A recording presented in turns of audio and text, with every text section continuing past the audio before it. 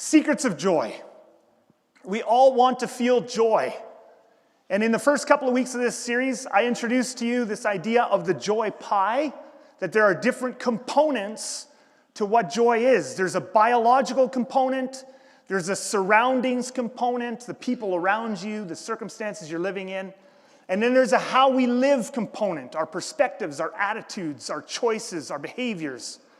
And over the next couple of weeks, I really want to focus in on this how we live piece, all right? We want to focus in on what are some of the choices and perspectives and ways that we need to live and things we need to prioritize in order to maximize this fruit of the Spirit called joy. And so I'm calling today's secret of joy, prioritize connection over stuff.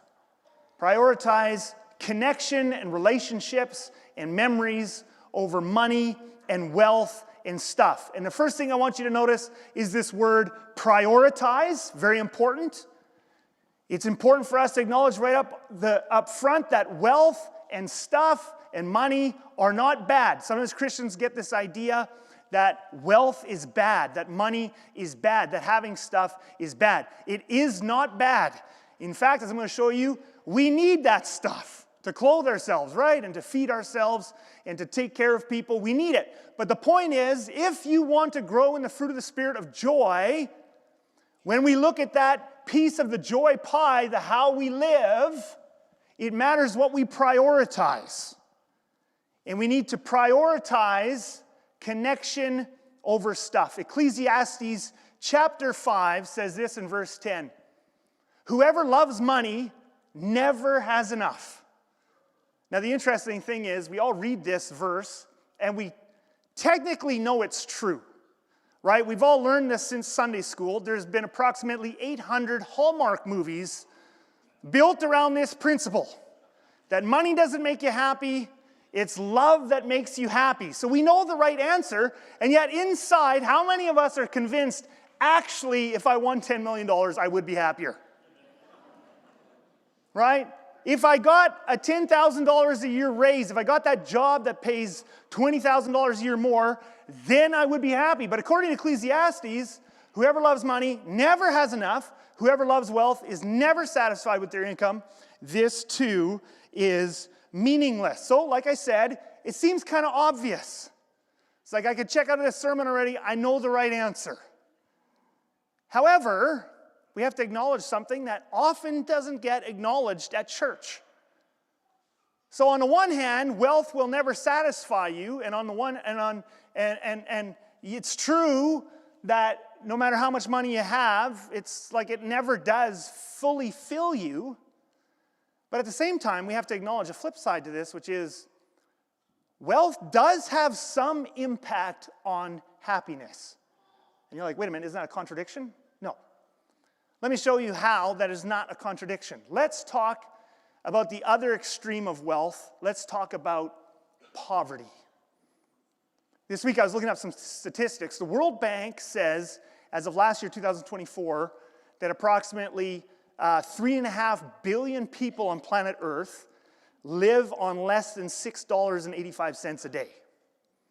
Now that's American, so maybe that's $50 Canadian a day. No, not nearly that. But $6.85 American a day. 3.5 billion people. All right? Now, when you're living on that amount, changes in the price of bread, weather, you get an injury, there's no margin there. But out of that 3.5 billion, it gets even worse. There's 700 billion of those live on less than $2.15 a day. Now, we have to, as Christians, I feel like sometimes we Christians in wealthy countries are actually very naive about poverty.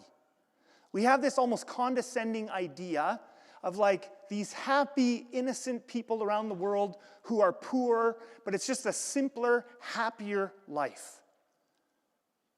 Well, the fact of the matter is, living on $2.15 a day or $6.85 a day is not a simple, innocent, happy existence. 1 out of 10 people on less than $2.15 a day. You know what living on less than $2.15 a day looks like for a lot of these people? Almost 1 billion of them. You're living, if you have a shelter, if you're not just in the street or literally in a garbage dump, you are living in some kind of makeshift shelter, aluminum or mud.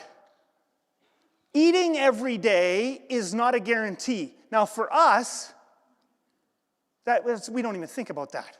It's a matter of, am I going to eat over 3,000 calories today or less than 3,000 calories? But eating isn't the issue. We eat all day. I graze in my office all day long. I love that word, graze. I'm eating nuts and fruit and yogurt and muffins like all day long. We don't even think about not eating. If you're under $2.15 a day, the idea of actually eating every day, that's not a guarantee. And when you do eat, it's not great stuff. You're getting maybe a handful of rice, maybe some watered down porridge, barely enough, if that, to drive away the hunger. You're living without running water.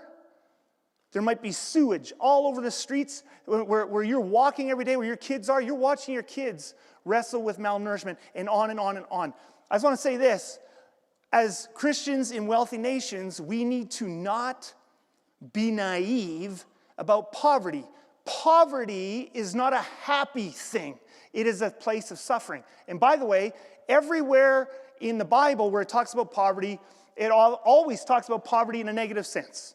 For example, Proverbs 10 verse 15 says this, "The wealth of the rich is their fortified city, but poverty is the ruin of the poor." Now, I'm not saying that everybody who lives in poverty is always unhappy. No. It's amazing some of the resilient people around the world who live in poverty. But my point is, poverty doesn't make you happy. Poverty is the ruin of many people around the world. Doesn't make you happy. So, in that sense then, if poverty is the ruin of the wealthy, there is most definitely a sense in which wealth does have an impact on our happiness. If you don't have enough wealth to cover your basic needs or to give you shelter or to get you out of this place of you're just trying to survive day to day, actually having not enough wealth to have those basic needs met actually will make you more unhappy. And that's why I'm going to show you a very interesting graph. It's a very interesting graph, and it's been, many different researchers have put years of information into this. But there's a graph here that charts average life satisfaction and happiness scores in countries against that country's average GDP. Now, some of you are going, I do not have an economics degree. Don't worry about it. Okay? Wealth goes up as you go right. Happiness goes up as you go up. Okay? Happiness and wealth. And the interesting thing is you can see here is countries who have very low wealth, where there's a lot of people in poverty, actually have lower happiness scores. This is actually, again, we're just piercing a little bit of the naivety that sometimes Christians think, hey, no money, these people, they're happy, they're just innocently enjoying life with nothing. Actually, living with nothing is brutal and hard. I'm not saying those people don't ever experience happiness. Many poor people do, and many poor people overcome, and that's amazing. But it's not an overall happier, easier existence. It's a harder one. And then as people's basic needs get met, and as there's more security, and you can have some education, and you don't have to worry about, is your family going to eat tomorrow or next week or next month? And you don't have to worry about, if there's a drought, I'm devastated, I might lose some of my kids, might die. As that goes away, there's roads, there's some education, there's some health. Actually, the average happiness scores in a country go up and up and up. Until, and this is the interesting thing, at a certain point, somewhere around in average GDP. Now again, I got to tell you guys, please do not go out of here to the coffee shops and say, based on this sermon, people who make $49,000, by the way, this is in Canadian dollars, I did calculations. People who make $49,000 a year are the happiest people in the world. These are averages. This is GDP, and this is, there's a whole bunch of things going on.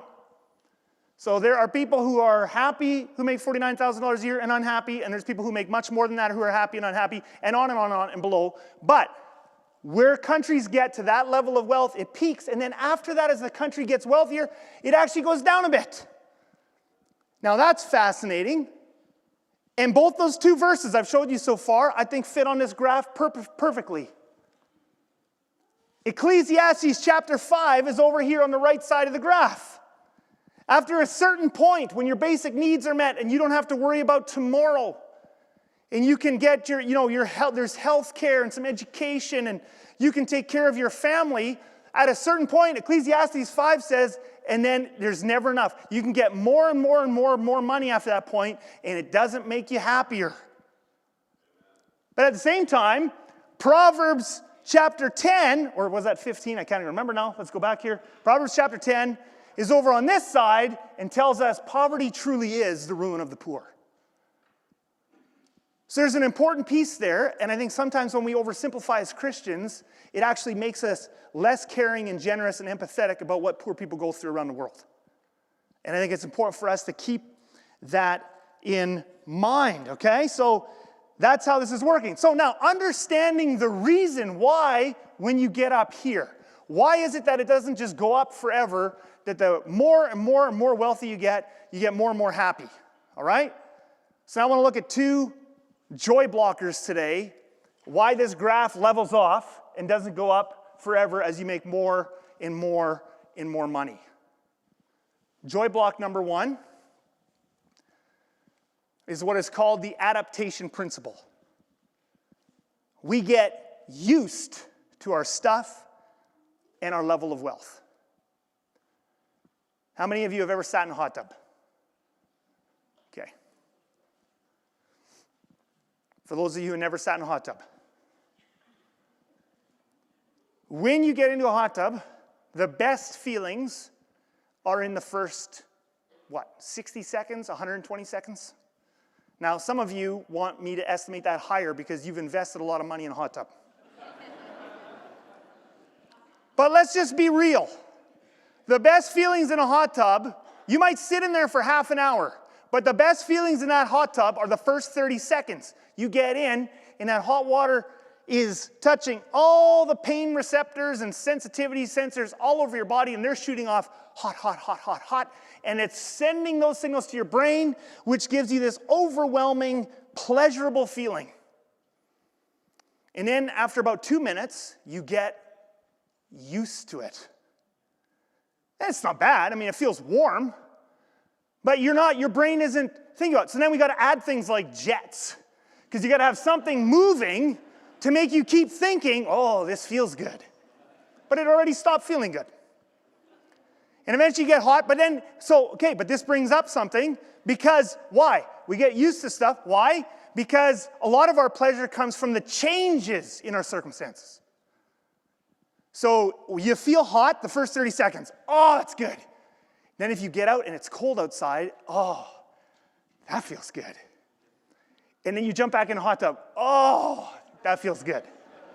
And you just go back and forth, back and forth, back and forth. And it's the changes. It's not the actual circumstances that feel good, it's the changes. By the way, the same is true of our stuff.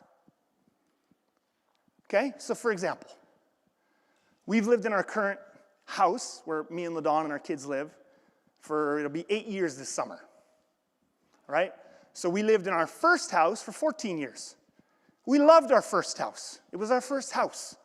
It had a tiny little single-car garage, but it was a garage. You could hardly open the doors of the minivan, like the Dodge Caravan. You couldn't open the doors all the way in there. It was a tiny garage. Okay? And we had a tiny little entranceway in that little house, but we loved it. But that entranceway we didn't love. You could get about 2 people in there at once. All right? So when you had couples over for a small group or something, there was like a long line for about 20 minutes at the end of the night, and then 2 people at a time would get ready and then leave. And then 2 people would go down and get ready and leave. And any more than 2 people, someone was going down the stairs or out the house. It just didn't fit. Now imagine that with 4 little kids. Every time you come home, every time you're in a rush to leave, and it's World War III. 6 people crawling all over each other like a pack of little wolves, trying to get their shoes and clothes and everything off, right? Not like clothes, but you know what I mean, jackets. Okay? So then, kind of on a whim, we weren't even serious. So a little over 8 years ago, around 8 years ago, whatever it was, on a bit of a whim, we weren't even serious. We loved our other house, but on a whim, there's this house showing. Let's just go see it. We're not actually serious. We're not gonna move. So we walk into this house. It's the house we live in now. And the entryway is huge. So we went, literally, as we're walking up to the door, it's like, we're just doing this for the heck of it. We're not actually going to buy this. We're perfectly content with our other house. And then we opened the door and stepped in. And it was like the hot tub. I saw that entryway. The rest of the house could have been dark with pink carpet and wallpaper. And I would have bought that house and lived and camped out in the entryway. I was in love. Boom, we're buying this house. I don't care what it costs. I don't care if we have a budget for it. We are buying this house. Why? The entrance. And so then we did. This is not financial advice, by the way. Not financial advice. So we bought that house. For the first week, every time I left the house or the kids had to leave, I was like, come on, guys, come in here. Let's all put our shoes on at the same time. Let's all put our jackets on at the same time. This is amazing. And it lasted for like a week. Do you know how often I now think about that entrance? Only when I'm making up a sermon illustration. Now, the sad thing is, if I lost the entrance, I'd be upset. But having it no longer makes me happy. I don't get up in the morning and go, we have a big entrance, I got to go see it. Gone. Why? I got used to it. The pleasure comes from the changes. The pleasure comes from the upgrade, not the actual thing itself. And that's one of the reasons why Ecclesiastes 5 says, money can't make you happy. So yes, not having your basic needs met, living in poverty, that's unhappy. But once you get those needs met, you have some basic freedoms. You have just enough that you can kind of enjoy your life, all this sort of thing. Stuff can't make you happy. Now, I should tell you, there's a caveat to this adaptation principle. I wish this worked with negative stuff. Unfortunately, you never adapt to some of the negative things. You never adapt fully to pain. If you feel physical pain, you feel it. Now, people adapt a little bit, but living with pain will grind you down. You know what else you never adapt to? Relational conflict. You never adapt to it. If you have conflict, if you're around toxic people, you got toxic people in your life, in your family, at your workplace, you never get used to it. I wish they were like a hot tub. This is horrible. And then, I don't even think about it anymore. You will always think about it, and they will cause you pain. You say, where's the good news? Well, let's move on to the next point. You just can't. Joy block 2. Let's go to Ecclesiastes 4. Ecclesiastes 4. The writer of Ecclesiastes says, and I saw that all toil and all achievement spring from, all right, all. Joy block number 2, I saw that all toil and all achievement spring from what? Well, he goes on, he says, one person's envy of another. All right, so clearly, a little bit of hyperbole going on here, right? Clearly, that's a bit of exaggeration. We cannot boil down every single human motivation down to everything we do is about envy. Having said that, there's a lot more envy. Envy impacts us much bigger than we think. I think most of us think we're relatively untouched by envy. I think most of us think, no, I don't really have envy. There's not really, because we don't consciously think envious thoughts. But the truth of the matter is, envy impacts all of us to some extent, greater or lesser. And let me show you. I'm going to demonstrate that to you now. Are you ready? And I'm going to show you how this also ties in with the adaptation principle. The adaptation principle, you get used to stuff, is tied to envy. Okay, so I'm going to show you a picture. This is a 600-foot square home. You can see that up there? That's a 600 square foot home. How many of you, I won't ask for a show of hands, but just inside you can think. How many of you think that is a big, gorgeous home? I'm not asking for a show of hands. Some of you might live in a home like that. That's nothing wrong with that. But how many of you think that's a big, gorgeous home? How many of you, if you have 3 or 4 or 5 kids, think that is a perfect place to raise a family? How many of you think that home is far too small to raise a family? Again, I'm not asking for you to actually show your hands. I just want you to think. Because I know what 99.9% of us think when we see this home. 99.9% of us think this home is not big enough. And by the way, that doesn't make you bad. The reason 99.9% of us here in this room today don't think that house is big enough is because nobody hardly in Steinbach raises a family with a bunch of kids in a house like this. But guess what? If you lived in Russia or China or India and you were married and you had a few kids, you would think a house like this is just right. It's the exact same house. But the average house size in those places is 500 or 600 square feet. But the average house size in Canada is close to 2,000 square feet. And for us here in Steinbach, it's probably even a bit higher than that. That's including both floors. So guess what? It's the adaptation principle, except it has to do with what other people have. Your brain has a tendency to base its expectations of what you should have on what it sees around you. So in some countries, everybody drives a 25 or 30-year-old vehicle. And guess what? Nobody thinks anything of it then when they drive a 20 or 25-year-old vehicle. Outside of young adults here in Steinbach, most people here do not drive a 20 or 25-year-old vehicle. Some of you maybe do. You're like, yeah, woo! I'm dominating this sermon. That's not even my point.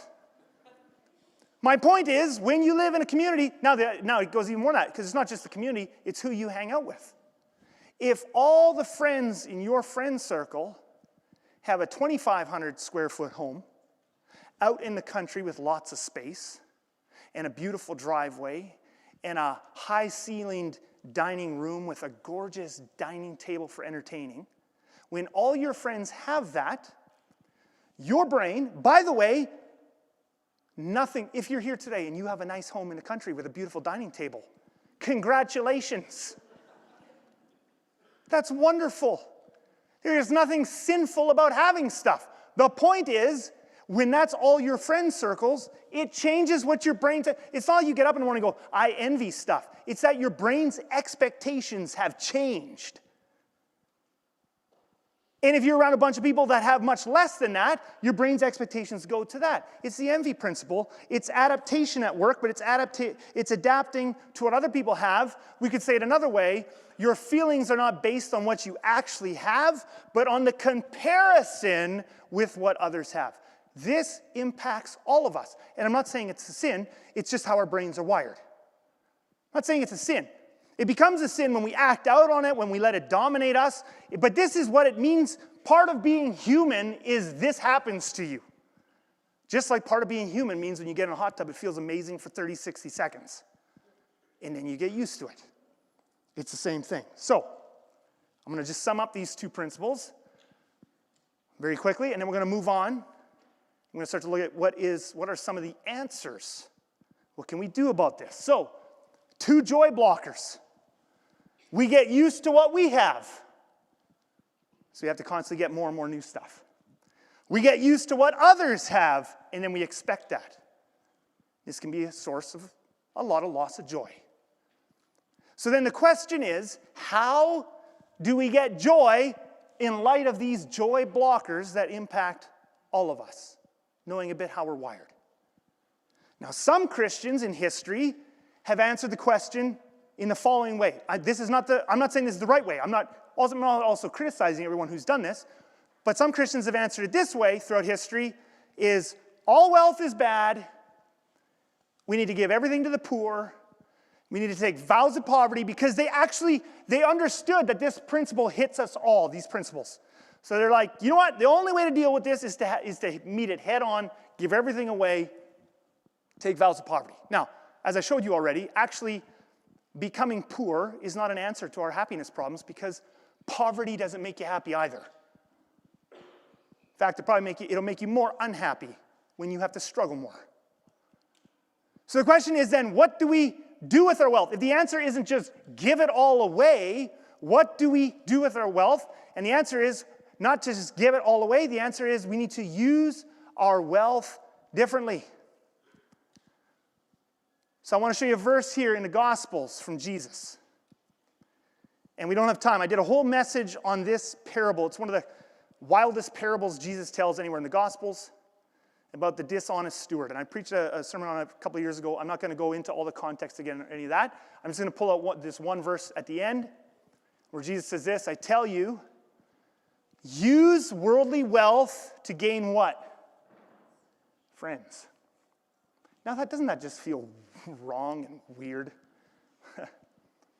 Use money to get friends for yourself, so that when it is gone, you'll be welcomed into eternal dwellings. Now, again, this parable, there's a whole lot of context to this, and there's a whole bunch of different things that this statement means.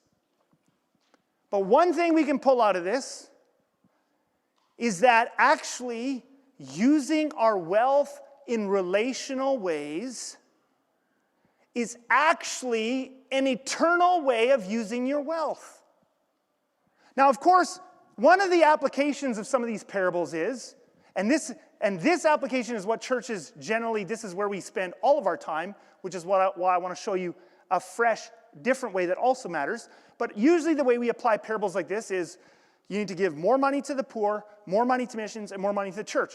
All of which is valid. As followers of Christ, we need to be generous with the poor. We need to be generous with missions and the church, all that sort of stuff, the kingdom of God. Absolutely.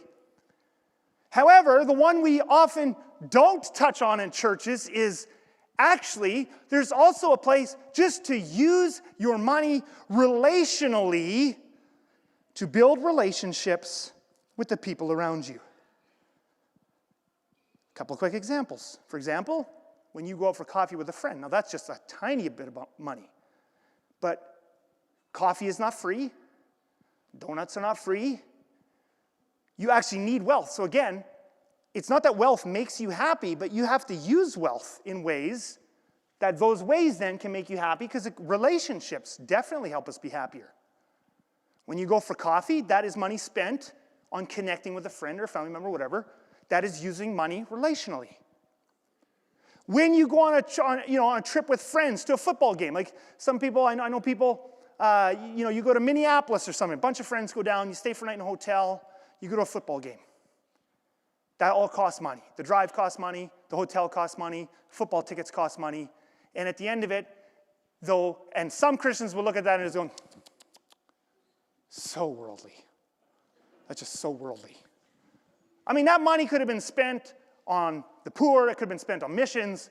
They blew it on a football game. Yeah, and the people who went down to that football game laughed and talked and connected the whole drive down. They laughed and talked and connected in the hot tub at the hotel. They, and it felt good for like 30 seconds, but then they talked. They cheered like crazy at some stupid football game, and then they came home, and guess what? They'll talk about the trip for the rest of their lives. And they build friendships. See, one of the problems, so again, it's not that we don't do all the giving stuff. We have to do the giving stuff. But actually, too many church leaders, conference speakers, and pastors, I've been around so many church leaders and conference speakers, and they get up and they give these like passion talks, and it's like, you got to give everything away. Yes, we got to sacrifice for the kingdom of God, no question. But I've literally been around leaders who will grumble about people in their church and say, well, so-and-so has a nice boat. And it's like, yeah, they got a boat. Well, Then they don't come to church half the time in summer. That's a shame. And what could that money have been spent on? Yeah, but you know what? I've had a problem with this for so many years because you know what I see? I see some of these people with nice boats.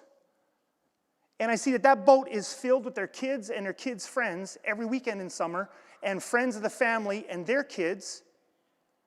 And it's full of laughter and memories and doing stuff. And if you wait till those kids grow up and you go to their wedding and you watch the slideshow, half the pictures are in that stupid boat.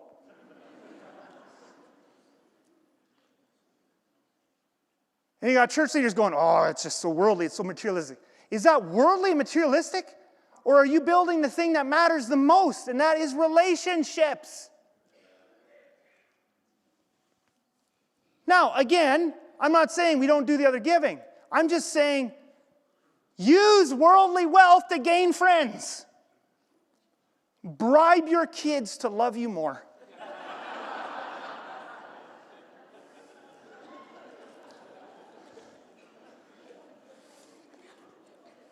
Now,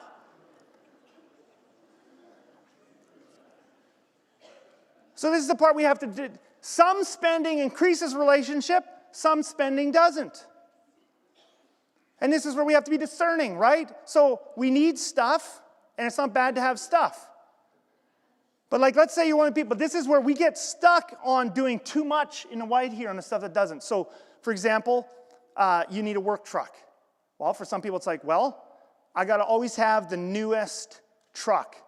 $90,000, yeah. Now, by the way, if you can afford $90,000 for a truck, that is not a sin. Go for it if it's part of the budget. But for a lot of people, it's like, I got to have the $90,000 truck, and now they are like right under the budget, or actually just over.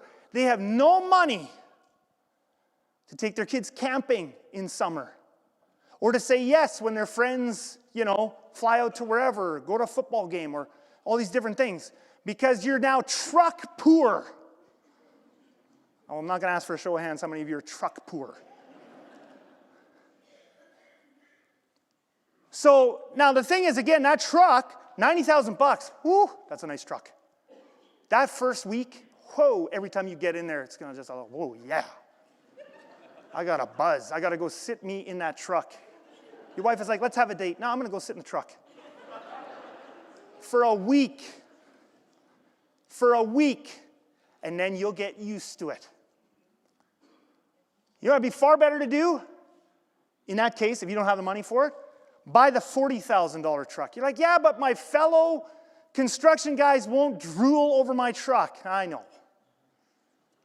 And those guys also aren't going to be around your deathbed either, singing to you and holding your hand.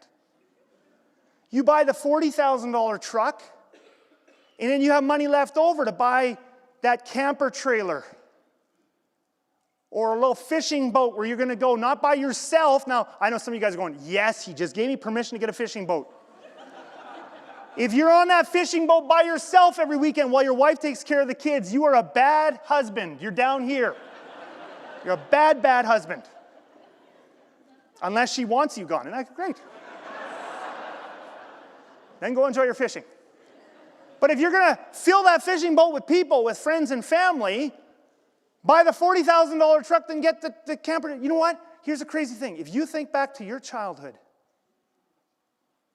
the good memories, not the bad memories, but if you think back to your childhood, most of the good memories come from what? When you went somewhere with your family. You had 1 week of vacation. Your dad was working a 9 to 5. You had 1 week of vacation every year.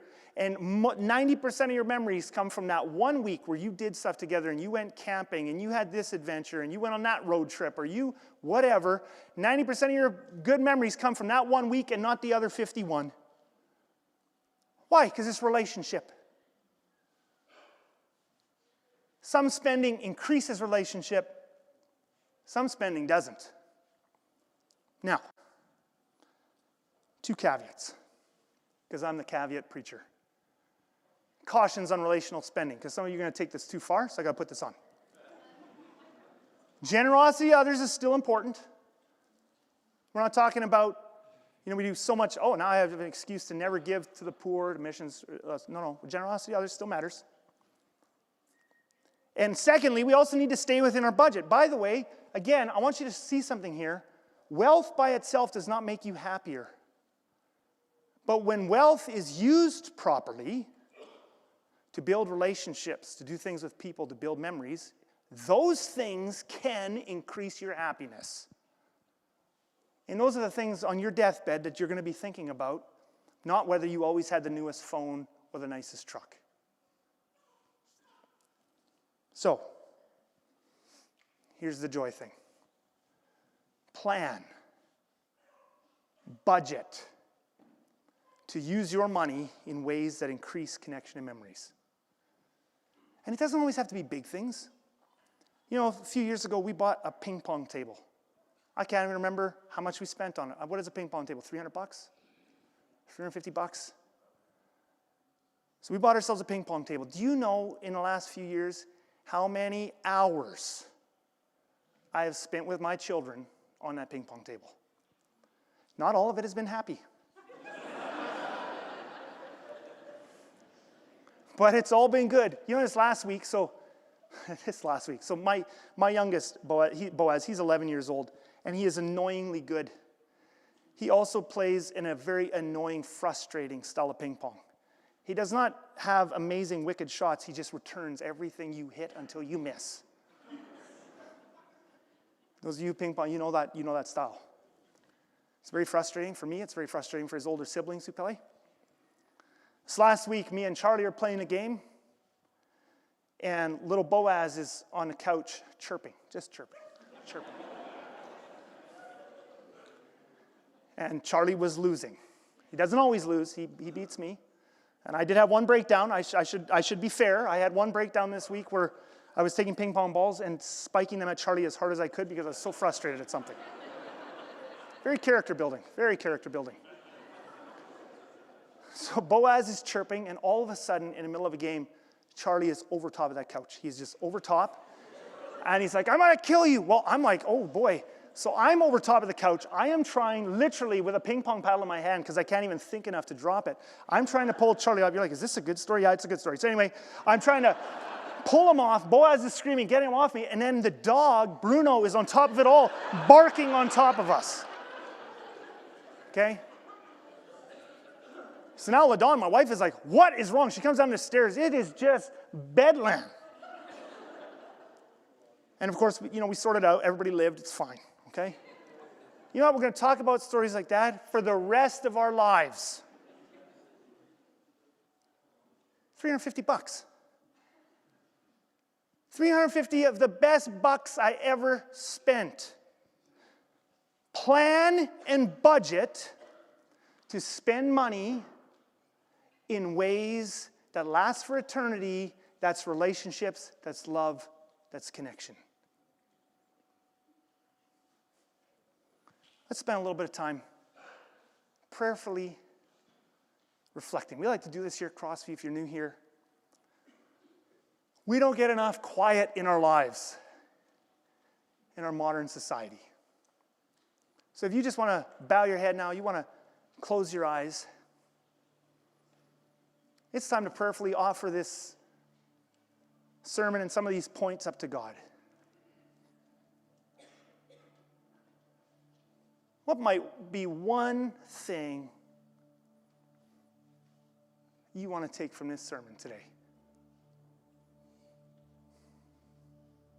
Maybe if you're married, there might be a conversation you want to have with your spouse after this.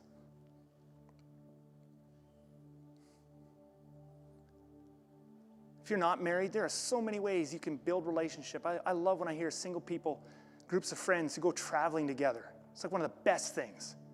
It's going to cost you a bit of money. It's going to cost you some thousands of dollars, but you're going to build friendships and have memories for life.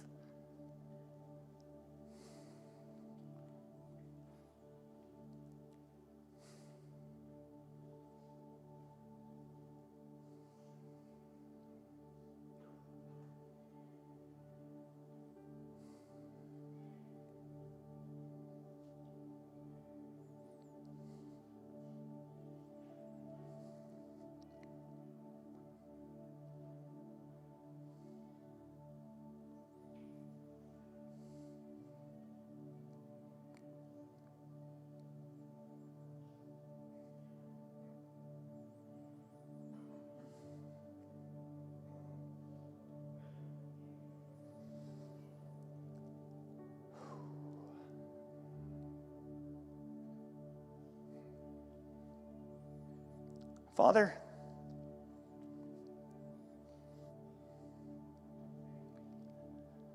there's some stuff we need to spend less on. Some of us have made ourselves house poor or truck poor. We've spent so much money on some of those big purchases, we don't have enough left over to do stuff to people we love. But we can change those things. And by your grace, we can use worldly wealth to gain friends, to build love and connection in our lives. Thank you, Jesus, for the wisdom you give us in Scripture.